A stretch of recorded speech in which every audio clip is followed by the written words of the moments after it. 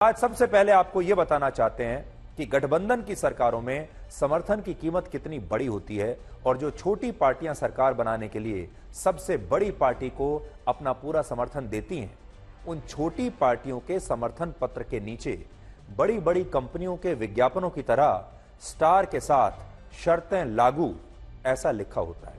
और ये वही शर्तें होती हैं जिनमें विचारधारा का गोंद नहीं बल्कि सत्ता का गोंद लगा होता है। तो पूर्ण समर्थन जो मिल रहा है उसके नीचे स्टार के साथ यह भी लिखा है शर्तें लागू।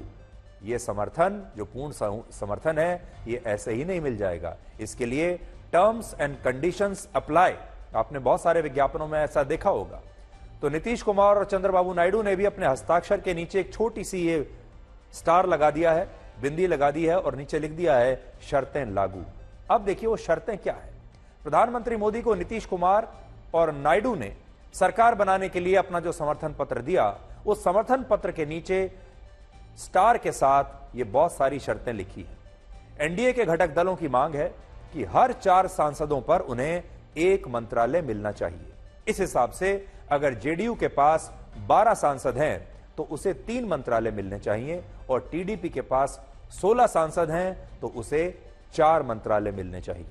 चंद्रबाबू नायडू ने तो बीजेपी को अपनी एक पूरी विश लिस्ट सौंप दी है। इसमें उन्होंने लोकसभा के स्पीकर का पद और 5 से 6 बड़े और हैवी वेट मंत्रालयों की मांग की है। चंद्रबाबू नायडू चाहते हैं कि टीडीपी के 3 से 4 सांसदों को कैबिनेट मंत्री बनाया जाए और कम से कम 2 सांसदों को केंद्रीय राज्य मंत्री बनाया जाए। टीडीपी ने अपने पसंदीदा मंत्रालयों की एक सूची भी बीजेपी को दे दी है, ऐसा हमें सूत्रों से पता चला है, जिसमें वो सबसे ऊपर उन्होंने रखा है सड़क एवं परिवहन मंत्रालय। ये वित्त मंत्रालय और रक्षा मंत्रालय के बाद मोदी सरकार का तीसरा सबसे बड़ा मंत्रालय है, जिसका बजट 2,80,000 करोड़ रुपए है।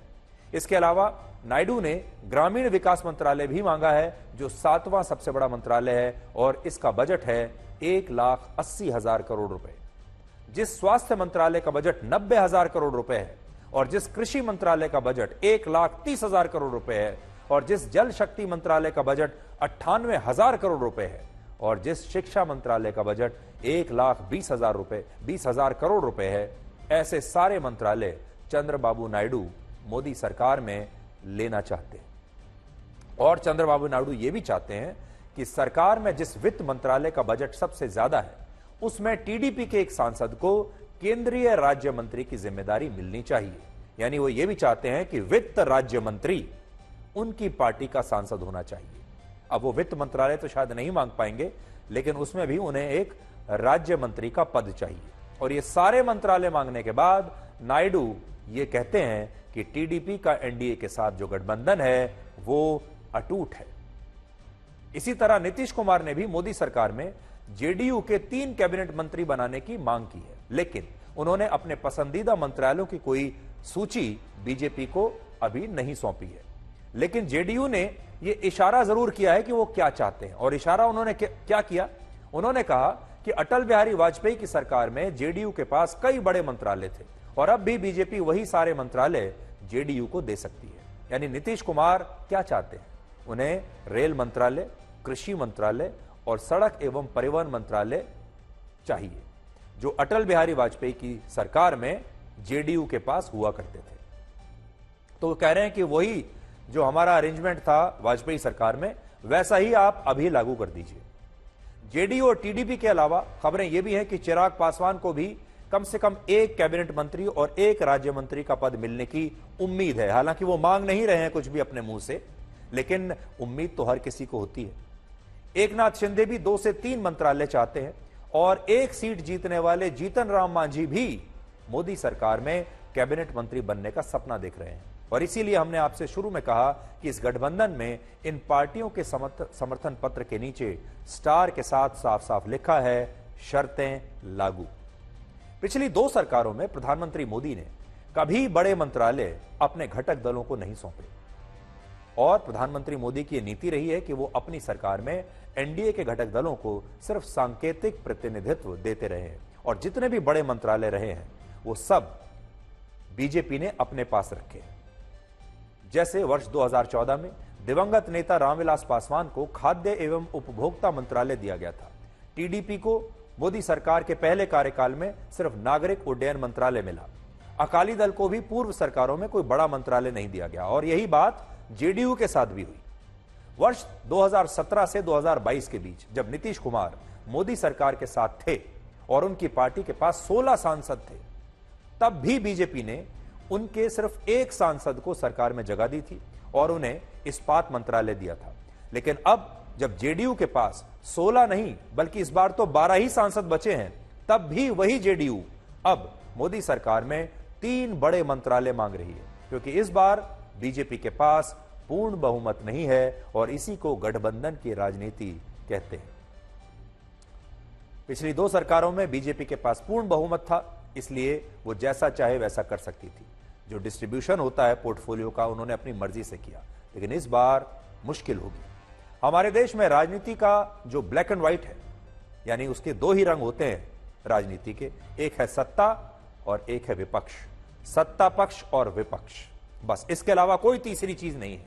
तो आप इसको यह समझ लीजिए कि जब सत्ता पक्ष में गठबंधन की कमजोर सरकारें आती हैं, तब विचारधारा, सिद्धांत, आदर्श और उसूल सब पीछे छूट जाते हैं और गठबंधन की सरकारों में जिस गोंद से ये सारी पार्टियां आकर चिपक जाती हैं, वो गोंद विचारधारा का गोंद नहीं होता, सिद्धांतों का गोंद नहीं होता, वो होता है सत्ता का गोंद। ये विचारधारा, ये सिद्धांत, ये सब जनता के लिए होते हैं। ये सब नेता अपने अपने भाषणों में जनता के लिए बताते हैं कि हमारी ये विचारधारा है, हमारे ये सिद्धांत हैं, हमारी ये सोच है, हम ये हैं, हम वो हैं। लेकिन जब सत्ता की बारी आती है तो सिर्फ 2 ही चीजें होती हैं, सत्ता पक्ष या विपक्ष। यही 2 सच्चाई हैं। आप सत्ता पक्ष में हैं या आप विपक्ष में हैं। और उसके लिए सत्ता पक्ष में चिपकने के लिए ये पार्टियां विचारधारा और सिद्धांतों को यूं मिनटों में बदल देती है।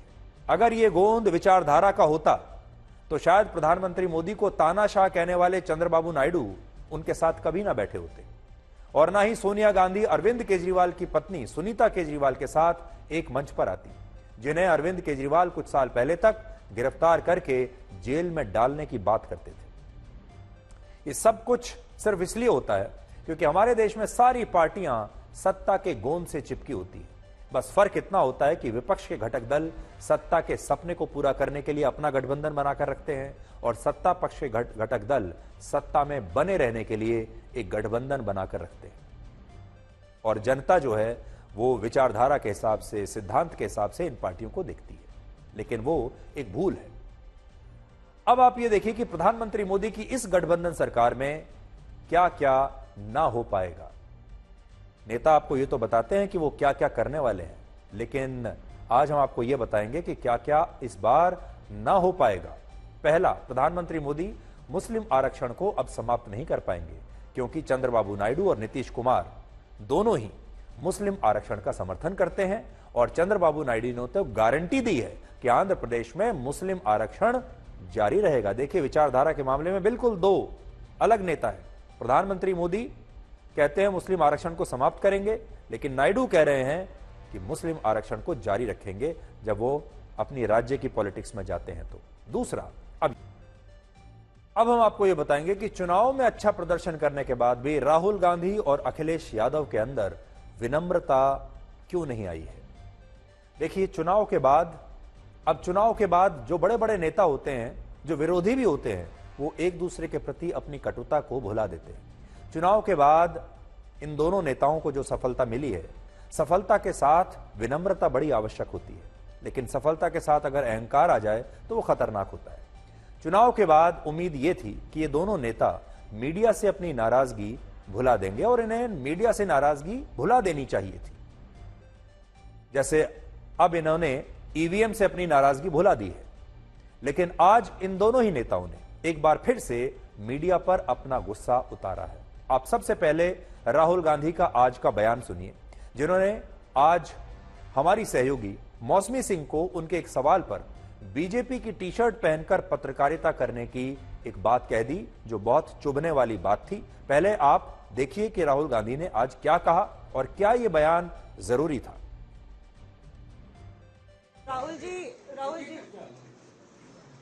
राहुल जी, हम लोग ने पहले भी देखा है कि आप लोग ने कई बारी जब सेशन होता है तो सत्ता पक्ष और विपक्ष आमने सामने होता है, जेपीसी की मांग होती है और सेशन पे सेशन वॉश आउट हो जाते हैं और जनता का पैसा वेस्ट होता है। तो क्या आपको लगता है बीजेपी की लाइन है? तो क्या नहीं, मतलब जनता का पैसा का सेशन वॉश आप ऐसी आउट। टी शर्ट ले लो ना, मुझे टी शर्ट लेने की जरूरत नहीं है उनका वो सिंबल ले लूंगा। राहुल उनकी जी, लाइन है। सवाल आपको पसंद नहीं आए वो अलग बात है, पर आपको किसी के ऊपर सवाल इस मुझे तरह बहुत से पसंद आ रहा है। इस तरह से उंगली उठाने की जरूरत नहीं है। आप चेक कर बहुत लीजिए अच्छा कि लग रहा है मुझे मुझे। बीजेपी का बैच पहनने की जरूरत नहीं। आपको भी जयराम साहब ये बोलना चाहिए, गलत बात है। मेरा बस ये सवाल था कि जेपीसी की मांग पे कई बार कामकाज ठप हो जाता है, तो क्या आपको लगता है कोई और भी राह आप लोग सड़क की राह इख्तियार कर सकते हैं, क्योंकि ये आम आदमी का पैसा है। हम जनता को एक रियलिटी बता रहे हैं कि यहाँ पे क्लियरली एक स्कैम हुआ है। यहाँ पे प्राइम मिनिस्टर ने इंडिकेट किया है, यहाँ पे होम मिनिस्टर ने इंडिकेट किया है, यहाँ पे फाइनेंस मिनिस्टर ने इंडिकेट किया है। नॉर्मली बीजेपी की ये पोजीशन होती है कि जब भी हम कोई मुद्दा उठाते हैं तो हम पार्लियामेंट का टाइम वेस्ट कर रहे हैं। वही पोजीशन आपने अपनाई है, इसलिए मैंने आपसे कहा कि देखिए आप बीजेपी की पोजीशन ले रही हैं। रियलिटी ये है कि हम जेपीसी करवाएंगे। अब ऑपोजिशन में बहुत ज्यादा ताकत है, बहुत ज्यादा स्ट्रेंथ है और पूरा जो पार्लियामेंट का की सिचुएशन है वो बदल गई। संवाददाता ने सिर्फ इतना पूछा था कि जब पार्लियामेंट नहीं चलती, संसद नहीं चलता है तो इससे जनता का पैसा बर्बाद होता है। और इसमें राहुल गांधी को लगा कि ये तो बीजेपी का सवाल है और इसीलिए उन्होंने ऐसी एक टिप्पणी कर दी जो उन्हें नहीं करनी चाहिए थी। तो राहुल गांधी की प्रेस कॉन्फ्रेंस में पहले भी यही होता था, अगर कोई सवाल ऐसा कोई पूछ ले जो उन्हें पसंद ना आए तो पहला आरोप यही लगाते थे कि आप बीजेपी से मिले हुए हैं। अब आप अखिलेश यादव का कल का एक बयान सुनिए जिसमें वो एक पत्रकार को उसका इलाज करने की बात कह रहे हैं, जरा सुनिए। ये मुद्दों की जीत है, जनता के मुद्दों की जीत है भाई। अब क्यों कर रहे हो, क्यों कर रहे हो? दूसरा इलाज खाने क्या तुम्हारा? दूसरा इलाज खाने क्या तुम्हारा? दूसरा इलाज खाने क्या तुम्हारा? दूसरा इलाज खाने क्या तुम्हारा? हाथ तो अखिलेश यादव पत्रकारों का अब दूसरा इलाज करना चाहते हैं। इसके आगे मैं कुछ नहीं कहना चाहता, आपको दोनों बातें दिखा दी। जनता बड़ी समझदार होती है, जनता ने इस बार भी बड़ी समझदारी के साथ अपना वोट डाला है। बाकी सब आपके हवाले है, अब आप खुद सोचिए, खुद तय कीजिए, खुद अपनी राय बनाइए। अब हम आपको कुछ ऐसी तस्वीरें दिखाएंगे जो आज बहुत कुछ बताने की कोशिश कर रही है। ये तस्वीरें 4 जून की रात की हैं, जब सहारनपुर में कांग्रेस पार्टी के उम्मीदवार इमरान मसूद की जीत के बाद बड़ी संख्या में उनके समर्थक युवाओं ने सड़क पर बाइक रैली निकालकर हुड़दंग मचा दिया और आरोप है कि इस दौरान नारे भी लगाए गए, जिसके बाद पुलिस ने अब इस मामले में अज्ञात लोगों के खिलाफ मामला दर्ज कर लिया है। लेकिन आप इन तस्वीरों में यह देखिए कि उत्तर प्रदेश में कांग्रेस पार्टी के नेता इमरान मसूद की जीत के बाद सड़कों पर उतरे ये लोग आखिर क्या बताने की कोशिश कर रहे थे। और इस दौरान सहारनपुर की जो आम जनता थी, जो आम लोग थे, जो सड़क से गुजरना चाहते थे, उन्हें बहुत परेशानियों का सामना करना पड़ा। उनके साथ काफ़ी बदतमीजी भी हुई, लेकिन सभी मजबूर थे और उम्मीद करते हैं कि उत्तर प्रदेश की जनता को और सहारनपुर की जनता को ये तस्वीरें बहुत पसंद आएंगी। उत्तर प्रदेश में इस बार कांग्रेस और समाजवादी पार्टी के गठबंधन ने इतना बड़ा उलटफेर किया है कि किसी को भी इन नतीजों पर अभी विश्वास नहीं हो रहा। लेकिन जब आप इन तस्वीरों को देखेंगे, मैं चाहता हूं एक बार फिर से आप देखते चलिए तस्वीरें। इन तस्वीरों को देखने के बाद आप समझ जाएंगे कि वाकई बहुत बड़ा उलटफेर हुआ है।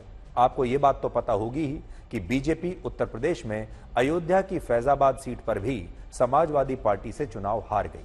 लेकिन क्या आप जानते हैं कि कांग्रेस ने इस बार सीता जी की नगरी सीतापुर में भी बीजेपी को चुनाव हरा दिया है। यानी अयोध्या तो है ही, अयोध्या में तो बीजेपी हारी है, लेकिन सीतापुर में भी बीजेपी हार गई। सीतापुर वो सीट है जहां वर्ष 1989 के बाद से कांग्रेस आज तक एक बार भी चुनाव नहीं जीती थी और इस बार भी कांग्रेस के नेता यहां से चुनाव लड़ने से डर रहे थे। कोई चुनाव नहीं लड़ना चाहता था क्योंकि सबको अपनी हार दिख रही थी। सबसे पहले अखिलेश यादव ने अपने 6 बार के विधायक नरेंद्र वर्मा से कहा कि उन्हें सीतापुर सीट से चुनाव लड़ना चाहिए, लेकिन नरेंद्र वर्मा ने कह दिया कि वो किसी और सीट से ही चुनाव लड़ लेंगे, लेकिन यहां से चुनाव लड़ने के लिए उन्हें न भेजा जाए। जब अखिलेश यादव को कोई और मजबूत उम्मीदवार नहीं मिला तो उन्होंने ये सीट कांग्रेस पार्टी के कोटे में दे दी और कांग्रेस को कहा कि आप लड़ लीजिए। और अखिलेश यादव को भी लगा होगा कि यह सीट गई हुई सीट है, इसमें जीतने का कोई सवाल नहीं है। कांग्रेस ने सबसे पहले नकुल दुबे को टिकट दिया, जिन्होंने पैसा न होने का बहाना बनाते हुए यह टिकट कांग्रेस को वापस कर दी, क्योंकि वो लड़ना नहीं चाहते थे। इसके बाद कांग्रेस ने राकेश राठौर नाम के एक व्यक्ति को सीतापुर से अपना उम्मीदवार बनाया, जो बीजेपी के पूर्व विधायक रह चुके थे और वर्ष 2022 में कांग्रेस में शामिल हुए थे। ऐसा कहा जाता है कि राकेश राठौर को भी यह बिल्कुल उम्मीद नहीं थी कि वो यहां से बीजेपी को हरा देंगे, क्योंकि राम मंदिर के उद्घाटन के बाद सबको यही लगता था कि भगवान राम की अयोध्या नगरी में और सीता जी के सीतापुर में तो बीजेपी हार ही नहीं सकती। लेकिन कांग्रेस ने बीजेपी के खिलाफ वोटर्स को जातियों में ऐसा बांटा, समाजवादी पार्टी और कांग्रेस ने मिलकर, क्योंकि उनका गठबंधन था, उन्होंने हिंदुओं को जातियों में ऐसा बांटा, ऐसी सोशल इंजीनियरिंग की कि इस 80% हिंदू आबादी वाली सीतापुर सीट पर भी बीजेपी चुनाव हार गई। और यह हार भी तब हुई जब इस सीट का सीता जी से बड़ा गहरा रिश्ता है और वो तीर्थ यात्रा के लिए यहां पर आई थी। इसके बाद राजा विक्रमादित्य ने इस स्थान को सीतापुर का नाम दिया था, लेकिन राम मंदिर बनने के बाद भी बीजेपी सीतापुर में चुनाव हार गई। और ऐसा इसलिए हुआ क्योंकि इस सीट पर भी हिंदू वोटर्स जो हैं वो अलग अलग छोटी छोटी जातियों में बंट गए। आज बीजेपी की नवनिर्वाचित सांसद और अभिनेत्री कंगना रनौत को एयरपोर्ट पर सीआईएसएफ की एक महिला जवान ने थप्पड़ मार दिया। और यह घटना उस समय हुई जब कंगना बीजेपी के सांसदों की बैठक में शामिल होने के लिए चंडीगढ़ से दिल्ली आ रही थी और इसी दौरान चंडीगढ़ एयरपोर्ट पर यह घटना हो गई। और इसके बाद थप्पड़ मारने वाली महिला सुरक्षाकर्मी को सस्पेंड कर दिया गया है। हालांकि इस महिला सुरक्षाकर्मी का कहना है कि वो किसान आंदोलन पर कंगना रनौत की टिप्पणी से नाराज थी और इसीलिए उसने ऐसा किया।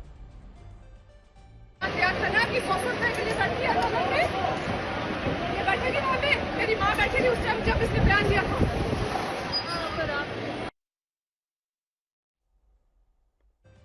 अब देखिए कि कंगना रनौत ने दिल्ली पहुंचने के बाद इस घटना पर क्या कहा। नमस्ते दोस्तों, मुझे बहुत ज़्यादा फ़ोन कॉल्स आ रहे हैं, मीडिया के भी और मेरे शुभचिंतकों के भी। सबसे पहले तो I am safe, I am perfectly fine.